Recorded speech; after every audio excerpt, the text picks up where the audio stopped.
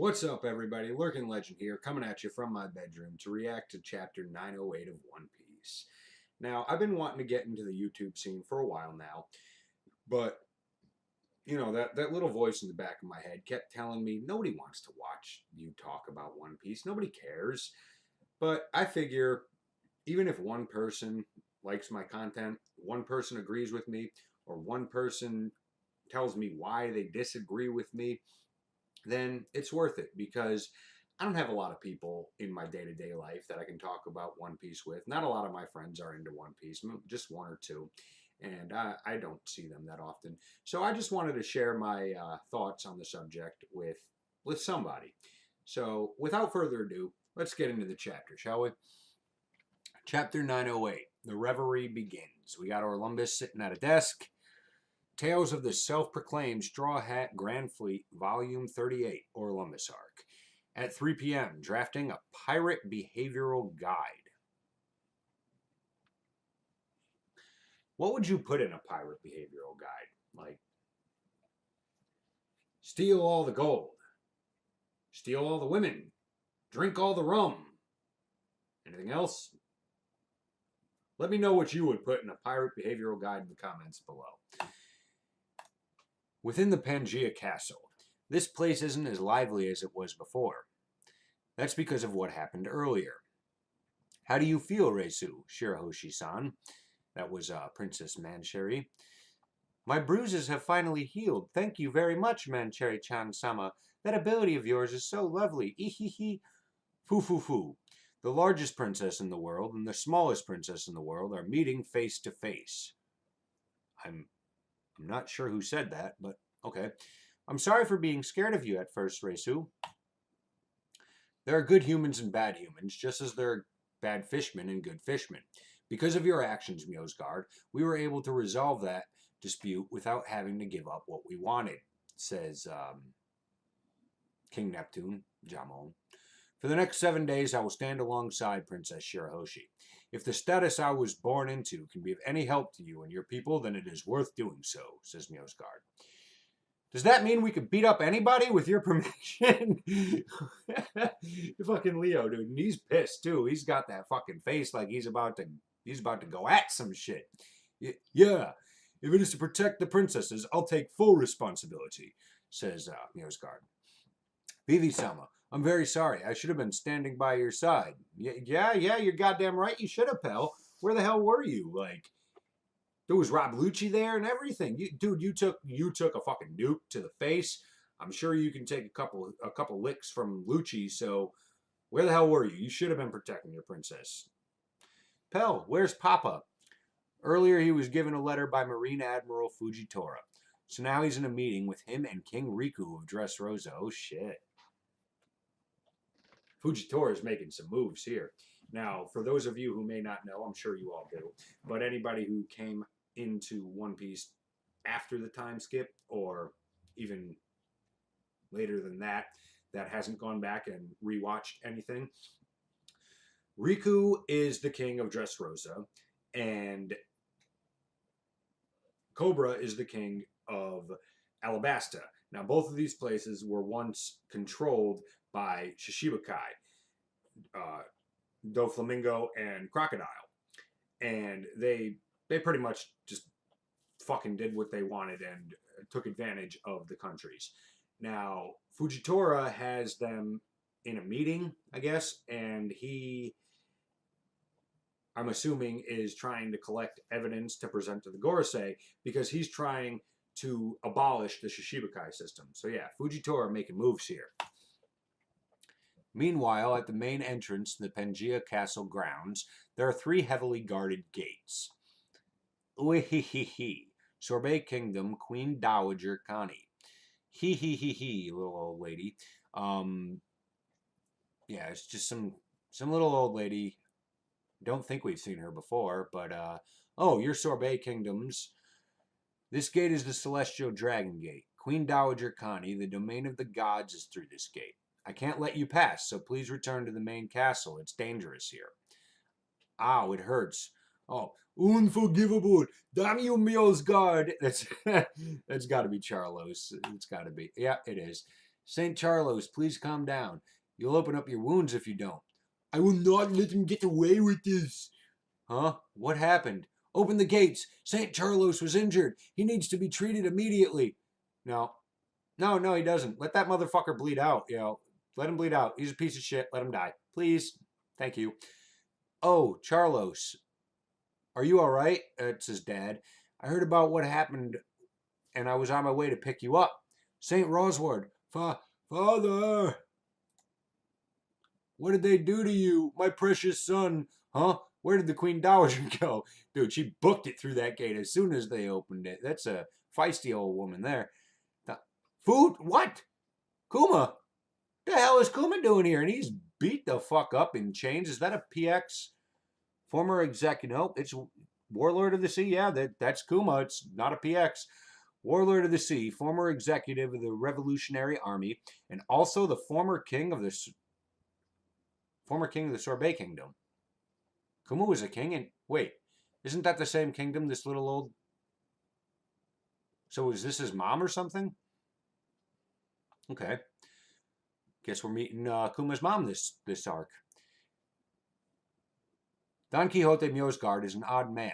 He's a celestial dragon that doesn't own a single slave. Okay. Now I wasn't sure, and I guess I'm still not completely sure, but I wasn't sure if Mjosgard was just acting, trying to lure everybody into a false sense of security before he himself stole Shirahoshi, but that kind of lends credence to what he says about having had a change of heart after his time with Orihime. So, maybe he's telling the truth. He's just like Homing, who descended to the surface over 30 years ago. The Don Quixote family is full of nut jobs, I tell you. Well, the only nut job I've heard of so far in that family is fucking Doflamingo. That dude's a quack. But anyway, Father, that's the invincible slave Kuma. It is. It was finally my turn to rent him again. So, Kuma's a rental slave. What a waste. Like, why would you make a Terminator and then use him as a fucking pack mule punching bag? Hitting him's fine, and somebody's smacking him in the head with a hammer. Stabbing him is fine. Poor Kuma, man. Huff, huff. I can't believe oh my god, that's Bonnie. Wait. Okay. So the little old lady was Bonnie.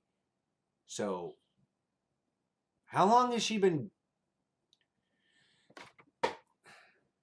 The guards at the gate recognized this little old woman. So that means that she must have been present at past reveries, or they knew her in some other capacity.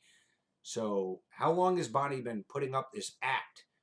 Or is Bonnie really that decrepit old woman? Like, is that her true age? Because I know Oda said that her age was 26, I think it was, but she's got this fruit, so maybe that's just the age that she presents herself as. But, like, I'm confused. Let's keep reading. But that's absolutely unforgivable. My infiltration mission is a success. Yeah, I read that out of order. He doesn't scream. He doesn't cry. He's a top-class slave. Absolutely. Oh, I'm so jealous, Daddy. Wait, that doesn't matter, because I'm about to die. Yeah, I fucking hope so, you worthless sack of shit, ya. Beneath the ground. Don't get worked up, Sabo. Oh, you boys are so scary. It's impossible not to be. One of our comrades has ended up in a situation like that. That gentle Kuma. I don't blame him for being pissed, man. Kuma, when he first showed up in Thriller Bark, I wasn't a big fan of his, but he's done a lot for the Straw Hats. He protected their ship. He saved them from fucking Kizaru. Like, I don't know, even just even seeing that fucking knife getting stabbed into his back, I felt for him. Like, I know we all feel the same way as you do. Yeah, me too. There's no way we can leave Kuma-san to this fate. Is it too cramped? Should I make it more spacious? Says Morley. He's under the ground, just like holding up the ceiling there. That's the reason we came here, after all. However, even if we do rescue him, he won't return to being the Kuma we once knew. But Kuma-chan's life itself has been sacrificed to the world government. Because he was the former king of a country allied with the world government, they decided to make an example of him for the whole world to see. They wanted to show that the power of a person is irrelevant. He's their example of what happens when you defy the gods. The Celestial Dragons control CP0 and the Marine headquarters. If we do this poorly and get caught, no, there is no poorly. We have two options, success or death. Now, they're going in, obviously. But if they did get caught, and I think they're absolutely right. Like, sure, Sabo's got some power behind him, and I'm sure the commanders commander. I think they were called commanders. I don't remember, but I'm sure they have some power behind them too. But from what I've seen, they're not anything special. So, and the Marines have two admirals there. Rob Lucci's there, and Kaku's there. So, I don't know. If they do get caught, I mean, like they said, that if they get caught, they're dead. But if they get caught, they're in a lot of trouble unless Dragon shows up with whatever power he has up his sleeves. Which I hope to God Dragon makes some kind of display of power within this arc, because I'm itching to know what this man is about. I want to know what his devil fruit is. I want to know, like, just how powerful he is, because it's all conjecture from here, and we've been waiting forever for some Dragon. We better get some. Oda, give me Dragon. And then the day of the reverie arrived. The seas of this world are split into 4 regions by a great wall known as the Red Line, along with the unforgiving sea that Luffy and his crew have been adventuring on, the Grand Line. The world government is a huge entity that is a collection of 170 allied countries from around the world. Most of the countries in this world are part of it. Moreover, 50 kings and representatives are chosen out of those countries to gather here in this holy land every 4 years. Please take your seats. This large conference that is about to take place is known as... Wano isn't an allied country. In other words, it's a lawless area. Well, we don't know if it has the proper structure of a country. Money has to be involved for the Marines to make a move. After their attempted assassination of Big Mom, will they try for Kaido's head next? Says one of the kings. I don't think we know his name yet. How daring of him to cause a worldwide disturbance over and over again, that straw hat Luffy. You got that right. Ha ha ha. What's so funny, Prudence? We got Elizabello laughing when they're talking about Luffy. That's great. The chairman changes each time. Luffy-kun, Cobra thinking about Luffy. Who is it this time? It's me. It's nice to meet you. Oh, that's what was his name? Bollywood? Yeah, Bollywood. The guy who's supposed to be the American representative, I guess. Bollywood, eh? It's nice to meet you. Looks like this will be over quickly. We may have 7 days together, but even that's not enough to discuss everything. All right now, kings of the world, as usual, let's carefully discuss the matters of this beautiful world. The reverie. They're all sitting around a huge freaking circular table. There's a lot more kings than I thought there were. I mean, I guess there's 170 countries and 50 of them are there. I don't know. I'm not about to count them all, but yeah, it looks like it might be 50. It looks like a conference has started. King Cobra of Alabasta has requested a meeting with us during this conference. The Nefertari family were the only ones of the founding 20 members who decided to remain on the surface 800 years ago. In other words, they're traitors. Oh shit.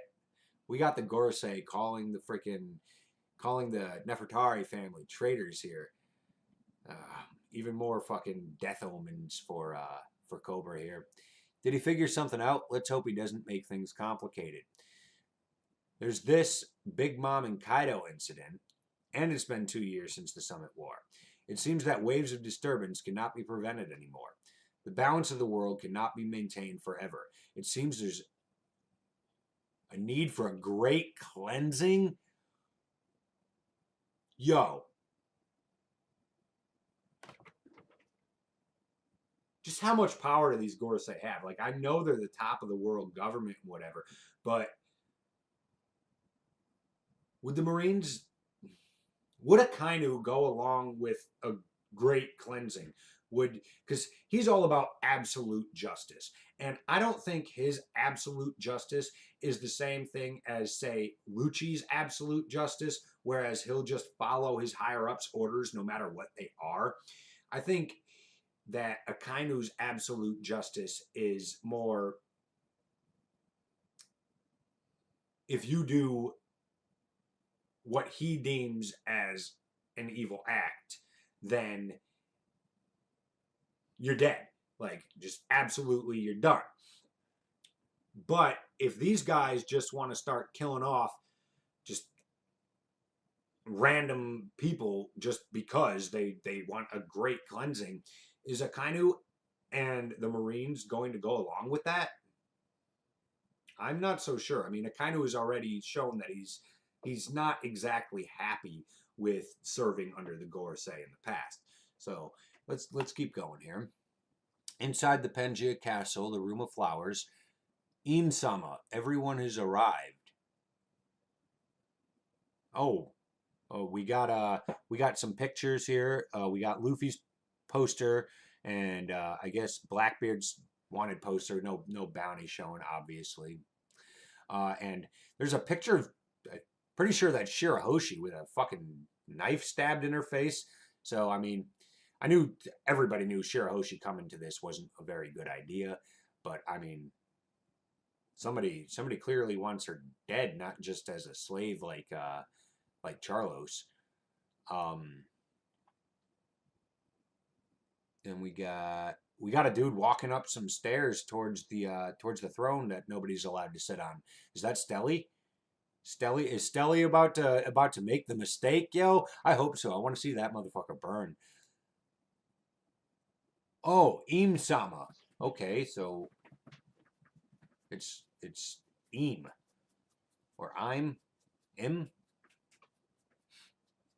We the Five Elders, thud. Yeah, he sat down in that chair. So that whole thing about this chair, this throne is the symbol. It's empty because it's the symbol that all kings are equal and none will try to rise above the other. Yeah, that's bullshit, because apparently they got somebody who's above everyone, and the Gorosei are fucking bowing to him. We, the Five Elders, are here before you. They're bowed down. They're prostrating themselves before this dude. I don't know who this dude is, but apparently he's got some sway. The light that needs to be extinguished from history. Have you decided who it should be yet? If you have, please tell us their name. And we just get a silhouette of this Im person with a freaking an eye like Hawkeye's. It's chapter end. What the fuck? Are we on break? Please say we're not on break. I don't know, it doesn't say. Oh, wait, yep. One Piece will be on break next week, and we're resuming it. Fuck! Oda, why you do this? I don't even know. I don't know what to think here. Like, who the hell is this person? And I don't know. Look forward to a review in the next couple of days. I apparently I have 2 weeks to put it out because the next chapter is not coming out for a while. But yeah, I mean, if you like the video, like it. Feel free to subscribe if you want notifications for any of my upcoming content. I'm going to be putting up a video, what if scenario of what if Shanks had actually allowed Luffy to join the crew. I think you might like that. So yeah, check it out. Until then, have a great night, everyone.